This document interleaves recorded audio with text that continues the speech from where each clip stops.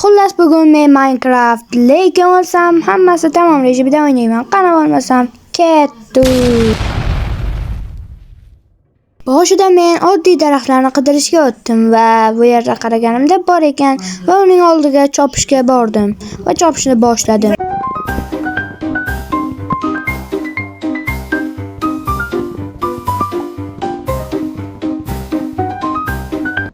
Endi esa ularni yog'ochga aylantirib olish uchun inventarimni ochaman va yog'ochga aylantirib olamiz va birinchisiga verstak va tayoqchalar yasab olamiz.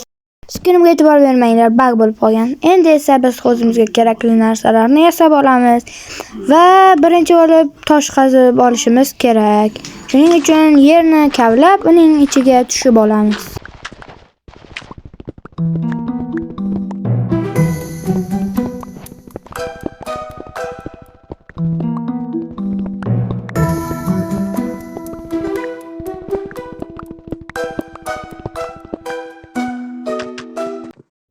Va nihoyat chiqib ham oldik. Endi versakdan o'zimizga kerakli tosh aslahalarni yasab olamiz. Tosh aslahalarni ham yasab oldik.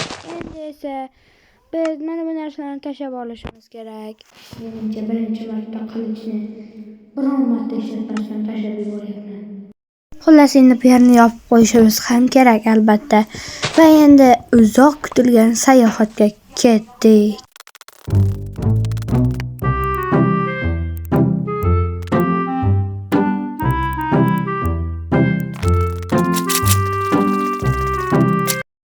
Qishloq qidiraverib zerikib ketdim. Ana nima? 100% qishloqnikan, oldida uylari ham bor ekan dars. Qani bo'lmasam uni oldiga boramiz. Mana bu tosh nima bo'ldi? Xullas uni oldiga tezroq boramiz.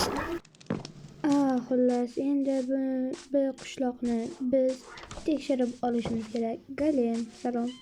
Endi biz bu uyga kirsak, hech nima yo'q, atiga shumi? Hammaylar unda sandiqni ochib olamiz va